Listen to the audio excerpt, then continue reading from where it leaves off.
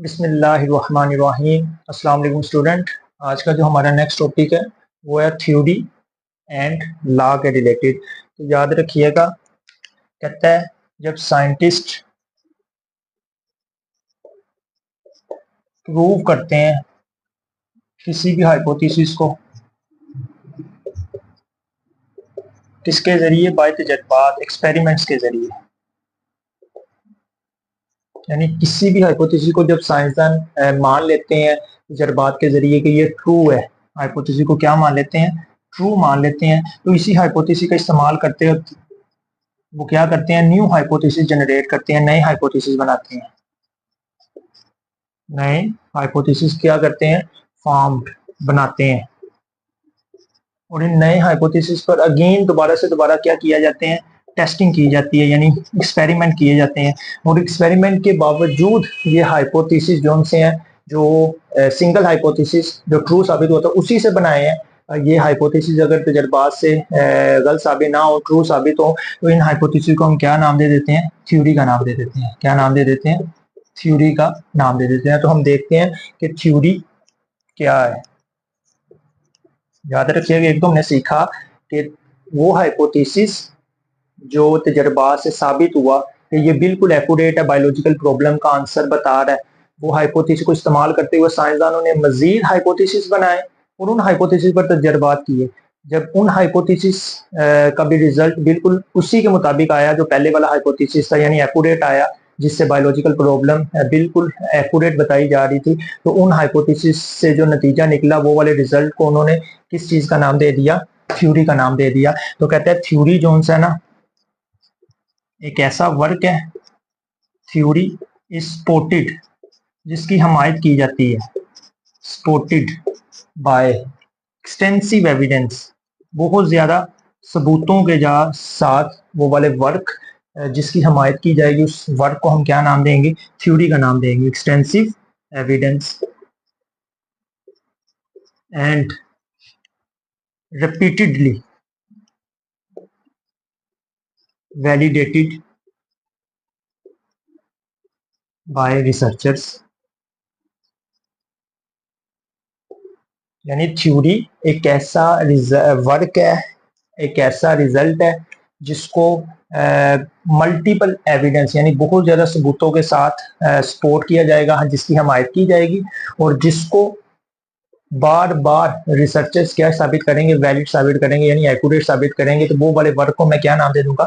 Theory का नाम दे दूंगा। अगर सादा अल्फाज में कहूँ तो मैं कहूंगा कि थ्योरी एक ऐसा वर्क है जिसको रिसर्चर्स मुख्तलिफ तजर्बात करने के बाद दुरुस्त कहेंगे, और साथ साथ जब भी थ्योरी को बयान किया जाएगा तो मुख्तलिफ सबूतों के जरिए उस थ्योरी के वर्क को क्या किया जाएगा?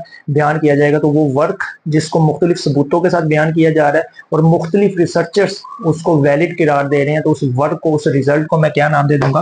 थ्योरी का नाम दे दूंगा। मुख्तलिफ एग्जाम्पल्स हैं थ्योरी में। आपकी किताब में एक थ्योरी की एग्जाम्पल डिस्कस है, एक मजीद पढ़ लेंगे। आपकी किताब में जो डिस्कस है वो है theory of natural selection. Theory of natural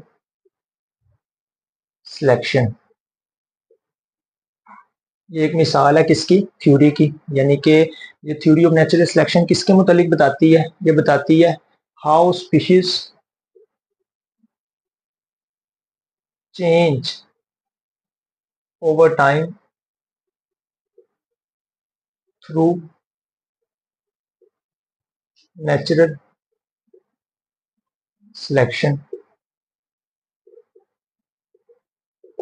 यानी कि ये थ्योरी बयान करती है कि किस तरह वक्त के साथ साथ जानदार चेंज होते जा रहे हैं, और किस तरह वक्त गुजरने के साथ साथ जो उनका इन्वायरमेंट है किस किस्म के जानदारों को अडॉप्ट करता है। तो ये सारा इन सारी चीज़ों के मुतालिक कौन सी थ्योरी में बयान किया जा रहा है? Theory of natural selection. यानी कि नेचुरल सिलेक्शन का मतलब है जिसको नेचर सेलेक्ट करेगी, वक्त के साथ साथ जिन स्पीशीज को नेचर सेलेक्ट करती है, बकाया स्पीशीज को क्या कर देती है? एक्सटिंक्ट कर देती है, नापैद करार दे देती है। तो ये सारा किस थ्योरी में बयान किया गया? थ्योरी ऑफ नेचुरल सिलेक्शन, जो किसकी मिसाल है? एक थ्योरी की मिसाल है। इसके अलावा दूसरी अगर मिसाल मैं आपके सामने बयान करूँ तो वो है cell theory. Simple cell theory अब कितनी चीजों के मुतालिक बताती है, ये बताती है कि सेल जो है ना वो बेसिक यूनिट है किसका, लाइफ का। कि अगर जिस जानदार के अंदर सेल होंगे उसी को हम जानदार डिक्लेयर करेंगे, अदरवाइज वो क्या है, बेजान है, यानी वो नॉन लिविंग है। उसके अलावा ये सेल थ्योरी बताती है कि सेल जो है ना ये स्मॉलेस्ट पार्टिकल है। स्मॉलेस्ट क्या है, पार्टिकल है, यानी कि सबसे छोटा हिस्सा है लिविंग ऑर्गेनिज्म का, वो क्या है, सेल है। तो इसका मतलब है ये सेल थ्योरी सेल की मुख्तलिफ फीचर्स के मुतालिक बता रही है, और थ्योरी ऑफ नेचुरल सिलेक्शन जानदारों का वक्त के साथ साथ तब्दील होने के मुतालिक बता रही है कि किस तरह नेचर अडोप्ट करेगी। ये दोनों किसकी मिसालें हैं, थ्योरी की मिसालें हैं, यानी कि ये ऐसी स्टेटमेंट है, ऐसा वर्क है जिस पर काफ़ी ज़्यादा साइंसदानों का इत्माद है, काफ़ी ज़्यादा रिसर्चेज इनको वैलिड करार दे चुके हैं, और ये जब भी बयान किया जाता है तो एक्सटेंसिव सबूतों के साथ बयान किया जाता है, इसीलिए हम इनको क्या मानते हैं, थ्योरी। थ्योरी के बाद नेक्स्ट जोन है वो है लॉ और प्रिंसिपल, जिसको हम प्रिंसिपल भी कहते हैं। कहता है लॉ क्या है, सबसे पहले डेफिनेशन अगर करें तो कहता है लॉ इज अ यूनिफॉर्म और कांस्टेंट फैक्ट ऑफ नेचर। कहता है लॉ थ्योरी की वो शक्ल है जो कि यूनिफॉर्म रहे, जिसमें ज़रा बराबर भी तब्दीली ना आए, और जो वक्त गुजरने के साथ साथ जैसे कि वैसे ही रहे, ज़रा से भी उसमें तब्दीली ना आए, तो थ्योरी की उस शक्ल को हम क्या नाम दे देंगे, लॉ नाम दे देंगे। यानी कि वो थ्योरी क्या कहलाएगी, लॉ कहलाएगी या प्रिंसिपल कहलाएगी। फॉर एग्जांपल कोई भी थ्योरी बनाई जाए, उस पर तजर्बात किए जाएं बहुत ज़्यादा, और तजर्बात करने के साथ साथ वो वक्त के साथ बिल्कुल वैसे की वैसे रहे, तो उस थ्योरी को हम क्या नाम दे देंगे, लॉ का नाम दे देंगे या प्रिंसिपल का नाम दे देंगे। आपकी बुक में एग्जाम्पल में वो बता रहा है,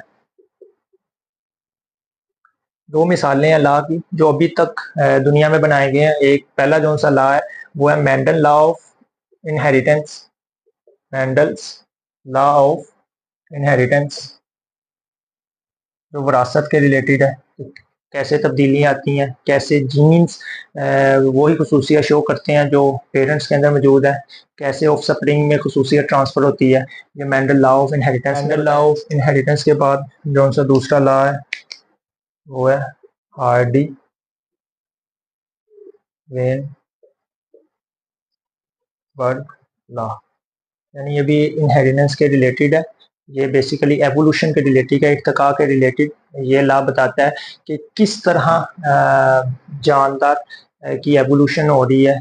जानदार जो से है ना कद के लिहाज से छोटे छोटे छोटे होते जा रहे हैं, उसके अलावा किस तरह डायनासोर वगैरह ये जानदार एक्सटिंक्ट होते जा रहे हैं, या इनसे किस तरह मजीद इन्हीं तरह के जानदार दुनिया में आए, ये सारा किस में बताया जाता है, हार्डी वेनबर्ग लॉ में। तो इसका मतलब है ये दो लॉ जो यूनिफॉर्म है, कांस्टेंट फैक्ट है, जो वक्त के साथ साथ चेंज नहीं होंगे, इसीलिए इनको हमने क्या कंसीडर किया है, लॉ कंसीडर किया है या प्रिंसिपल कंसीडर किया है। उसके अलावा कहता है लॉ बनाया कब जाता है, तो याद रखिएगा जब थ्योरी पब्लिश की जाती है तो मुख्तलिफ साइंसदान कोशिश करते हैं हसद के तौर पर कि उस साइंसदान के वर्क को क्या किया जाए, गलत साबित किया जाए, रोंग उसके काम को प्रूव किया जाए, लेकिन वो काम मुख्तलिफ तजर्बात के ज़रिए मुख्तलिफ रिसर्चर उस पर तजर्बात करें, उन मुख्तलिफ तजर्बात के ज़रिए वैसे का वैसे रहे, और वक्त गुजरने के साथ साथ साइंसदानों के तजर्बात के साथ साथ वैसे का वैसे रहे, तब उस थ्योरी को हम क्या नाम दे देंगे, लॉ का नाम दे देंगे। इसीलिए हमने डिफाइन किया लॉ इज अ यूनिफॉर्म और कांस्टेंट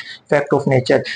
तो आज के टॉपिक में हमने दो टॉपिक्स पढ़े, एक थ्योरी के रिलेटेड पढ़ा और एक लॉ के रिलेटेड पढ़ा। यानी थ्योरी हाइपोथेसिस की वो शक्ल है जिस पर तजर्बात किए जाएं, और तजर्बात करने के बाद उससे मजीद हाइपोथेसिस बनाए जाएं, और उन मजीद हाइपोथेसिस पर तजर्बात किए जाएं, और लेकिन वो हाइपोथेसिस वैसे की वैसे रहे, उसका आंसर करेक्ट बताए बायोलॉजिकल प्रॉब्लम का, तो उस हाइपोथेसिस को जिसको रिसर्चर्स वैलिड करार दें और जो मुख्तलिफ सबूतों के जरिए बताई जाए, उस हाइपोथेसिस को, उस वर्क को, उस रिजल्ट को मैं क्या नाम दे दूंगा, थ्योरी का नाम दे दूंगा। उसके अलावा जब थ्योरी वक्त के साथ साथ वैसे की वैसे रहे, मुख्तलिफ तजर्बात के जरिए साइंसदान उसको गलत साबित करना चाहे लेकिन गलत साबित ना हो, तो उस थ्योरी को मैं क्या नाम दे दूंगा, साइंटिफिक लॉ का और प्रिंसिपल का नाम दे दूंगा। और साइंटिफिक लॉ दो दुनिया में अभी तक बने हैं, एक हार्डी वेनबर्ग लॉ जो एवोल्यूशन के रिलेटेड है, यानी कि जो इर्तिका के रिलेटेड है, एवोल्यूशन और दूसरा इनहेरिटेंस यानी विरासत के रिलेटेड है मेंडल के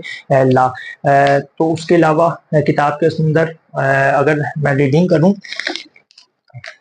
तो उसने एक फ्लो चार्ट बनाया हुआ है, ठीक है। सबसे पहले फ्लो चार्ट की अगर तरफ देखें तो उसने सबसे पहले बताया हुआ है बायोलॉजिकल प्रॉब्लम, यानी साइंसदान ने क्या आइडेंटिफाई की, बायोलॉजिकल प्रॉब्लम आइडेंटिफाई की। बायोलॉजिकल प्रॉब्लम आइडेंटिफाई करने के बाद उसने उस पर ऑब्जर्वेशन किए, ऑब्जर्वेशन करने के बाद हाइपोथेसिस बनाई, हाइपोथेसिस बनाने के बाद उस पर तजर्बात किए, तजर्बात करने के लिए दो ग्रुप्स बनाए, कंट्रोल ग्रुप और एक्सपेरिमेंटल ग्रुप बनाए। वो तजर्बात के बाद रिजल्ट देखा, अगर उसकी हाइपोथेसिस करेक्ट नहीं थी, आंसर नहीं बता रही थी बायोलॉजिकल प्रॉब्लम का, तो ये उसने सारा जो सा काम है उसको जाया कर दिया। लेकिन अगर वो लिखा भी हुआ है इफ नॉट प्रूव, रिजल्ट बना के अगर अगर हाइपोथेसिस दुरुस्त ना होगी तो उसको वो जाया कर देगा, और अगर रिजल्ट्स बनाने के बाद हाइपोथेसिस प्रूव होगी तजर्बात के बाद, इफ प्रूव्ड, तो उसको वो पब्लिश कर देगा, रिपोर्ट कर देगा। रिपोर्ट करने के बाद उसको थ्योरी में कन्वर्ट किया जाएगा, और थ्योरी के पर तजर्बात करने के बाद वो क्या बन जाएगी, साइंटिफिक लॉ बन जाएगी। तो इसका मतलब है ये फ्लो चार्ट डायग्राम के अंदर उसने पूरे साइंटिफिक मेथड को एक दफा एक्सप्लेन किया है। तो उम्मीद करता हूँ आज का लेक्चर आपको पसंद आया होगा। अगर इस लेक्चर के रिलेटेड किसी का कोई सवाल हो तो वो कमेंट सेक्शन में पूछ सकता है, और अगर आपको वीडियो अच्छी लगे तो वीडियो को लाइक करें, शेयर करें और चैनल को सब्सक्राइब करें। शुक्रिया।